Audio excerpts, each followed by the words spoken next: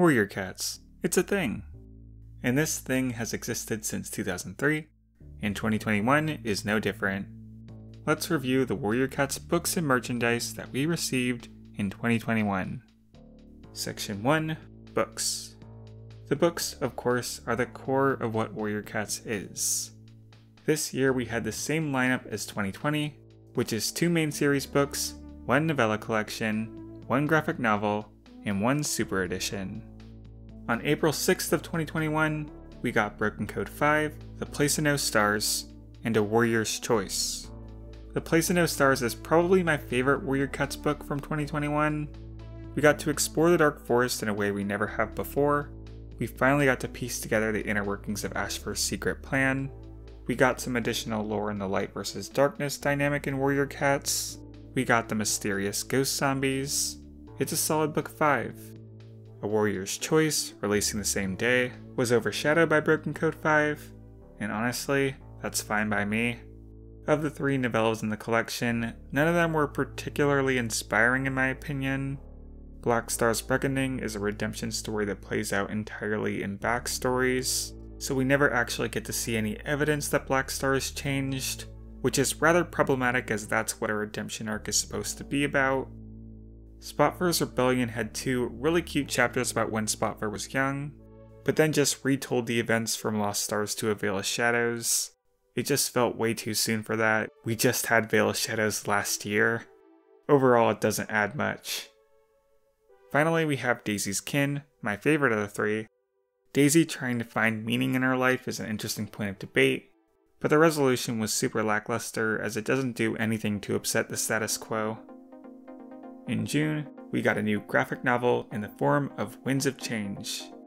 I actually really liked having Mudclaw's perspective, but unfortunately the crucial plot flaw of the new prophecy that it highlights doesn't really get resolved. The Tall Star naming 1-star deputy with Firestar and Brambleclaw as the only witnesses thing will forever not make sense. And the ending with Mudclaw being happy about being dead because he learned a lesson or whatever is kinda weird. Mudclaw did a few bad things, but he was also completely bamboozled, and Tallstar should be apologizing too. And if Tallstar was right and Mudclaw truly was a cat who would destroy WindClan if he became leader, why is Tallstar being so nice to him? Here's my video on Mudclaw if you're interested. Leopardstar's Honor was bad. I just felt really exhausted reading this one. It didn't help that it was a super edition with extra pages. It's just so much of the Prophecies Begin story arc that we already know. Leopardstar does so many bad things to show why she needs to be redeemed, and so little good things to show that she actually deserves to be redeemed. By the end of the book, you just hate her. She's super manipulative and nasty.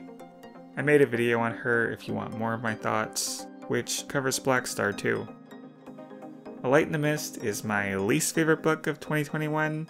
It took all my expectations for the Broken Code and trashed them, throwing Squirrelflight and Bramblestar on the sidelines of what should have been their defining moment, ending Ashfur's story arc in the most anticlimactic way possible, giving Shadowsight and Rootspring endings that feel super incomplete.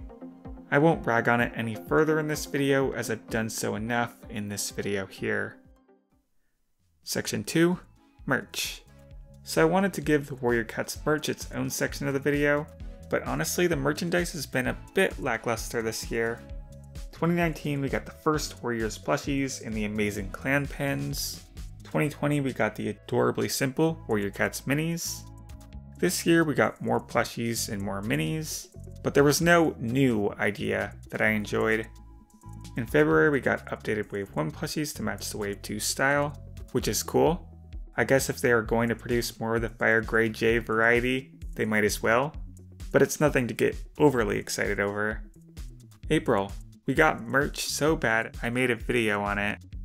The mini designs were perfect for a 3-dimensional toy where you have to compromise complexity to make it easy to produce, but for the shirt prints where no such limitations exist, the Funko Pop-esque simplicity is just ugly. They should really have hired some better cartoonists or just used James Barry art or something. This doesn't do it for me. And the cheesy quote shirts are embarrassing. And in June, we got a rollout of even more copy-pasted mini designs.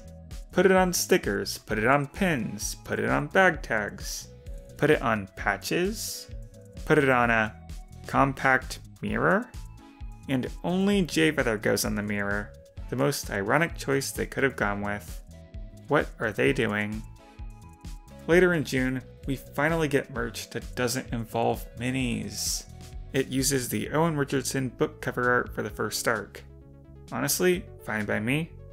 It's still not something that I would buy, but it just looks far nicer.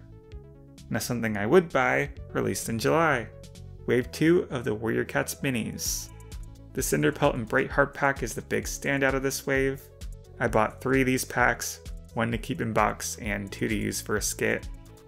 As for the other minis, Ravenpaw having the snake he caught is adorable. Sandstorm is nice to have. And the others are kinda eh.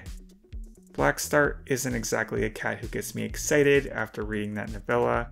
And we already had a Jayfeather mini in the previous wave, so it feels a little soon to be getting the stick variant of him. And finally, in the month of December, we have Wave 3 of the plushies and Wave 3 of the minis. The minis give us a bunch of iconic cats. Scourge, Squirrelflight, Ashfur, Ivypool, Yellowfang, and the less iconic Mudfur. No accessories this time like the Ravenpaw snake and the Jayfeather stick of last wave. This wave of minis is just more of the same. But I like the minis and I like the selection of cats, so I can't complain. Now, the plushies. Again, it's more of the same. However, I do seriously adore Leafpool and Ivypool, so I am happy to have them. Although, should we really consider these 2021 products? Because shipping delays, it's 2022 and I still haven't gotten them. I ordered these December 10th, yet 3 weeks later, they still have not shipped. December 19th, they said they would be shipping within the upcoming week. That was 2 weeks ago. I get that holidays and supply chain delays are a thing, but I can't help feeling disappointed. All they said was delivery before Christmas was not guaranteed, but they should have said shipment may take up to 3 or more weeks. According to the website, they may be shipping next week. I guess I'll have to wait and see. These are expensive items, so I wish they were a little more upfront about the shipping times. It's likely they rushed out the orders to get the sweet holiday cash, even if they couldn't ship right away. So those are all the merch and books from 2021, but there's more to Warrior Cats than that. I'm going to do a video on underrated Warrior Cats YouTubers, so look forward to seeing that probably next week. Alright, bye everyone!